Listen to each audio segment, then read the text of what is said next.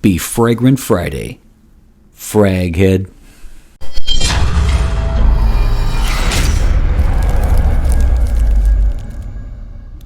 Hey everybody, this is Ben here at That Cologne Guy, coming at you with another review. Happy Fragrant Friday. I hope you're doing well, and of course, well perfumed. What fragrance are you wearing today? Whether or not it actually is a Friday when you watch this, always let me know. You've seen the title and the description, so you know what I'm about to review. But let me just say really quickly, since last Friday, we've had a lot of new subscribers, and I want to welcome them aboard. I really appreciate your support. Always remember to like, comment, and subscribe, and make sure you turn on notifications, especially if you watch me on your phone. I have new content every single Friday. My name is Ben, and I enjoy what I do. I like to review fragrances, and I am different from most reviewers because I am on a very tight budget, and so I have to be quite the critic when it comes to whether or not I would actually buy the fragrances that I review. That said, of course, over the last 5 years, I've reviewed some of the finest fragrances out there, and that gives me great joy. So if you haven't subscribed already, go ahead and please do that. And of course, always remember, if you don't have too much to say about this particular fragrance, let me know what your scent of the day is. Let's dive in, shall we? So you've seen the title, of course, and the description, and this is none other than Black Gold by Mancera. If you follow my channel, you know that I'm going through a Mancera sample set. I've still got a couple more to go after this one, and I'm really enjoying this house. So this one is Black Gold. This is a 2017, and this is a leather fougere, and this one is definitely in the barbershop vein. So, you know, I typically like to dive in on the notes and stuff. Let me start off with a little bit more of about the genre itself, the type. So, if you follow my channel, you know, I'll just tell you now, I'm not a huge fan of the barbershop fragrances.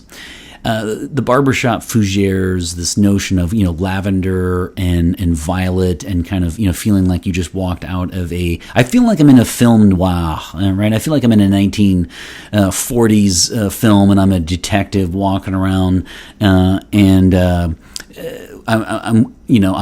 leaving a barbershop with the pole, and it's actually spinning, and they don't usually work for me. And so here's what I think when it comes to this fragrance. If you have stumbled on this one specifically for Black Gold, I would ask yourself this: do you like barbershop fragrances? So most people do. And unfortunately, I'm just not one of them. And that's why all of what we do is so subjective, isn't it?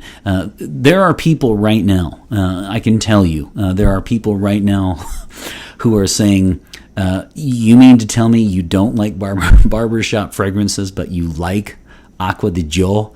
And you can hear the unsubscribing now as it happens. That's okay. I'm okay with that. You know, we like what we like, and I always keep it real, of course, on this channel. So I'm not a huge fan of barbershop fragrances, and this, of course, is one of them.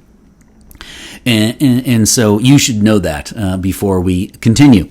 Now, I like to talk about nomenclature. I've talked about the house already in previous episodes. I'll just quickly say that this is Pierre Montal's concoction. He started this company. So he was a parfumer who later started his own company called Montal, and you've seen those. They have a little star that dangles from the bottle. And then he started Mancera, and then his daughter now runs it. And so she's in charge of that company. And what I like about these kind of companies, these niche brands like Montal and like Mancera's and like MFK, Maison Francis Kurkdjian, I really like them because they really specialize in fragrances that are not incredibly quote unquote daring, but that are made from fine ingredients. They last a long time, and they are niche, but they're not crazy prices. And so you're looking, you know, like around $150 to $200 a bottle retail for, you know, around anywhere from a 3.4 to a 4.2 ounce full bottle. And so I like that. I frankly I like the business model. I like the notion of very fine ingredients and wonderfully smelling fragrances that last a long time. In fact, when I do a Montal or a Mancera or even an MFK and of course Amouage, one of the things I really notice when I move on to a different company is why can't they be like the ones I just mentioned? Meaning, if I'm going to get 8, 9, 10, 11, 12 plus hours out of these fragrances, then that will sway my decision because I really appreciate that about them. Nomenclature. When it comes to nomenclature, so I just talked about the house. Little complaint when it comes to black gold. So here's my image. Here's what I think is happening here with this fragrance. In my estimation, it's a 2017 release, and I'm not at all suggesting that it is a copy or clone of Dior's Fahrenheit. I'm not at all. Many notes in common, but I'm not saying that. It is not. What I think this is a modern take on the barbershop fougere. And it has enough of Fahrenheit. So one of the things I like to do in my episodes is I like to pretend like I'm in the board meeting for these houses, right? Like, what do I know? But it's just fun to do that. Here's what I think they might have thought. All right, Pierre Montal himself might have said, how can I create a modern interpretation of something like Fahrenheit by Dior? See, if you haven't tried Fahrenheit Dior, then you weren't alive in 1988, okay? Because everyone has.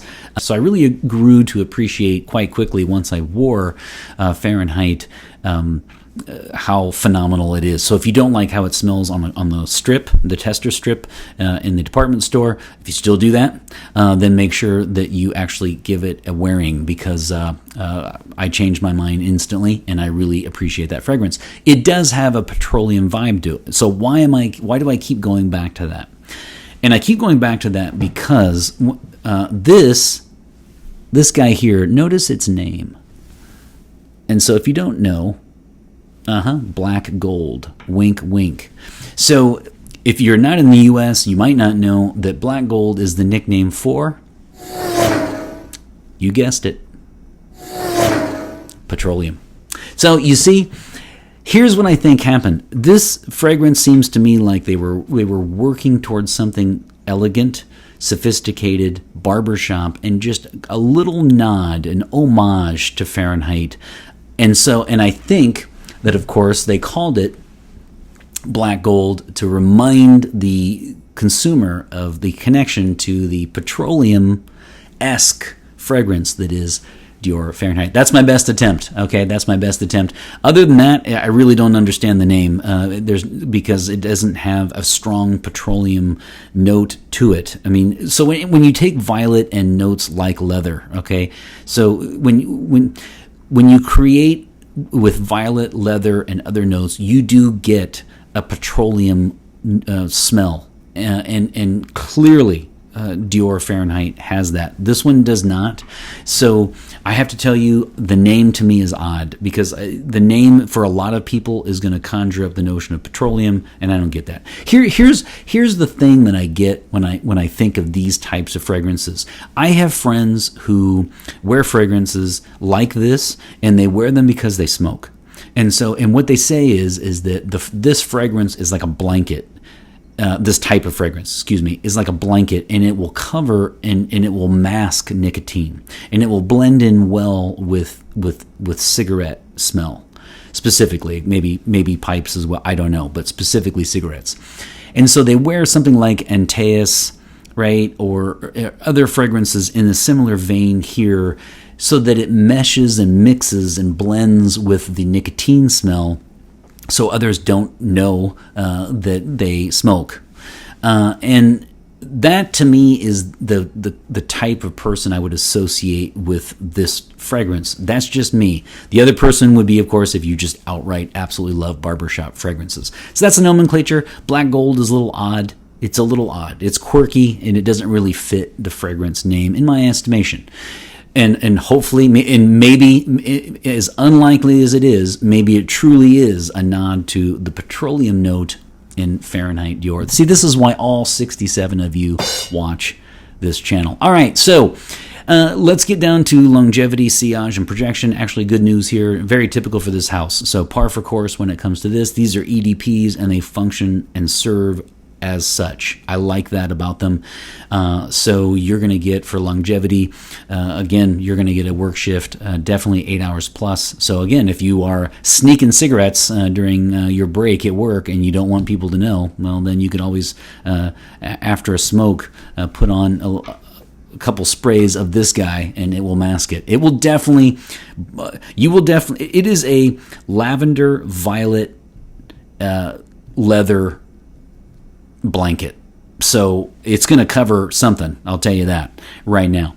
So longevity was good, 8 plus, and then projection is also quite good, so about a meter, an arm's length, 3 feet away for the first 4 to 5 hours, so solid work there, and then it settles down a little bit, but it's not a skin scent. I mean, it is a brash Lion King, I have entered the room, I will command the night, alpha male kind of fragrance. So, and then sillage, of course, it'll get picked up when you're coming in and out of rooms. It will leave a scent trail, so good times abound. Again, like I said, to me, this is what I think of when I think of somebody who smokes and they don't really want people to know, or they don't care if they know, but they just want to smell something like nicotine mixed with a fragrance that would do quite well as that mix. So enough said about that. Let me move on. When it comes to gender, for me, I just don't really understand why people would say, maybe it's the jasmine, the lavender. I think people think and they associate some like violet and lavender with these, with feminine, because I don't get that at all. To me, this is a gentleman's barbershop, film noir, 1939 detective leaving the barbershop kind of fragrance. And so I'm going to say, for me, I'm going to say 80-20, meaning 80% of the people who have this as a signature scent and who actually own this, want this, went out and sought this specific bottle, didn't trade for it. I would say 80% will be men and 20% will be women. A woman could pull this off. I just don't see this as quote-unquote a feminine fragrance. I think all Manceras, if I'm not mistaken, I think they're women and men marketed. But either way, this one does not fall in the unisex for me. So if we're going to do our ultra-technical system here of me move microphone, okay, that's incredibly technological. I have the female here, feminine, masculine, and then the unisex. We're going to go right here. I'm going to say even it's not uber masculine, but it is quite close indeed. How about classic masculinity? Kind of an 80s nod to 80s powerhouse fougere, leather, again blending with smoke. And there you have it. So that's the gender. And then for age, I do see this as an older gentleman's scent. And then let's go ahead and you can boo me. You can boo me. I understand that. I can take it. Okay, I am thick-skinned.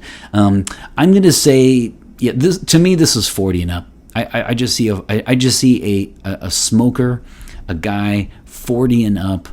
At a jazz club in 1939, looking for the bad guy as he's the secret detective. That's just how I see these fragrances. So I'm not going to change. 40 and up, masculine on the gender.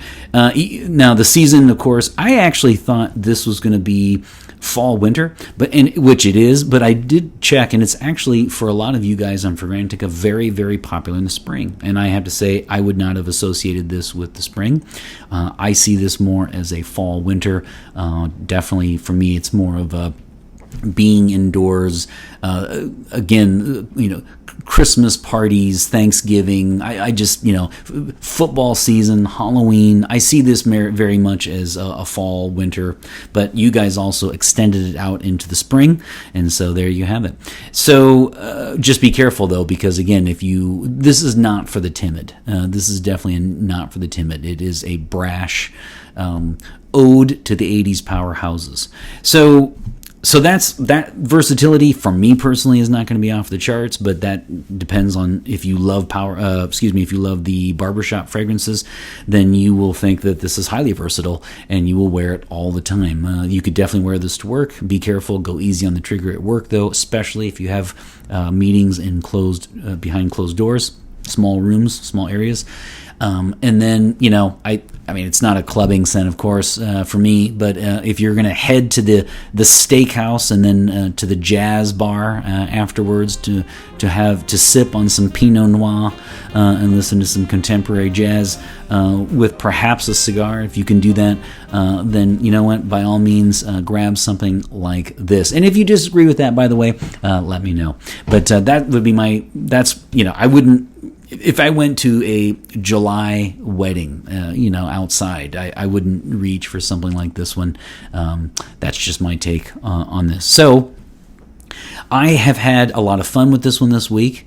It is par for course for me, though, for barbershop. Here's the thing when it comes to this type of fragrance. Because I have a bias against them, you better knock it out of the park, or I'm not going to really like it. Does it do that? It does not. I don't. I always loved. I lived in England for a while, and I really like when they say things like "I don't dislike it." Right. So instead of saying "I like it," you'll often hear them say "I don't dislike it." So I'm going to be my inner British and say "I don't dislike it." Yeah. And I will say that because I don't dislike it. I can't say that I loved it. If you follow my channel, you know that when I give a rating, I always say that the 4s and 5s I can't wait to wear every day, right? And then the 1s and 2s, I'm kind of looking at my calendar and my watch and trying to get to the review day so I can review it and then move on. So this is a clear 3 for me. This is definitely a 3 out of 5 sprays in my rating system, definitely. And I to have something like this in my collection would mean I would either have to trade for it or see a phenomenal deal on it. I don't dislike them. This one, I can't say that.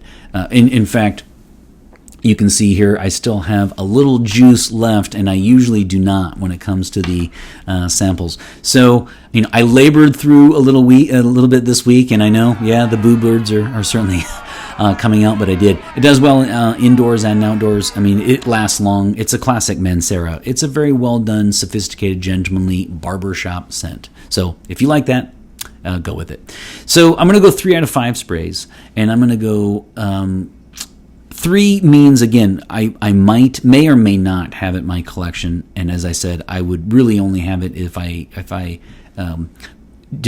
swapped for it, or if I found a fantastic deal. So we're going to go 3 out of 5 sprays for Black Gold. Wink, wink. Ode to petroleum, perhaps, even though it doesn't really have a strong petroleum note. It's a quirky name. It's a quirky scent for me, but I did enjoy it. And let's go 1 on each wrist and 1 on the center of the chest. How's that? 3 out of 5.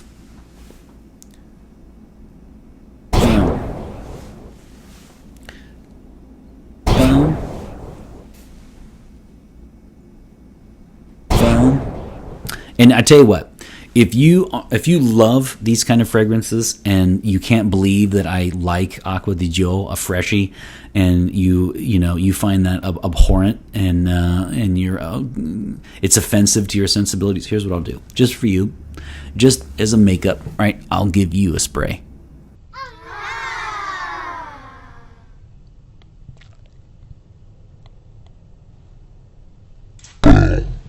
All right, so there you have it. 3 out of 5 sprays for Black Gold by Mancera. If I were to look at something in this vein, I always judge it to whether or not it can beat something like Pacha by Cartier Edition Noire. So if you know you might recall that the Pacha fragrances all look the same because if you look at it from the top, it's a pencil. So it has like a black point in the middle of the cap. So if you look down, it's in the form of a pencil. And they have many flankers, and one of them is called Edition Noire. I really appreciate that one. And that one is absolutely in the same vein. And it's kind of like when I try something like this, can you beat that one? The answer is no. This one does not, and so I'm going to stick with that one. But I have certainly enjoyed this one. Let me know what you think. What do you guys do? You like barbershop scent fragrances? Do you like the leather fougères? Do you radically disagree that this one is for smokers? Or just let me know. I would love to hear your feedback on this fragrance. I've certainly enjoyed reviewing it, and I will see you next week. Remember, always new content every single Friday. And of course, always remember, fragrance marks the celebration of today. Take care, everybody.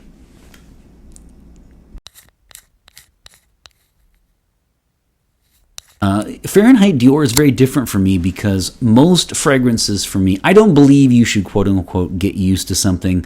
I like my first reaction to fragrances. Look, we're frag heads, so anything we wear over 5, 6, 7 days, we're probably going to end up liking it eventually. So I'm not a fan of growing into a fragrance. Again, I know that's different from most people. Now that said, I can count on one hand how many fragrances I have changed my mind on, and Fahrenheit by Dior is one of them. I did not like the petroleum oil smell in the very beginning. Rubber, it's very off-putting, and I did not like that at all. That said, though, once I actually wore it on my skin for a day, I did change my mind.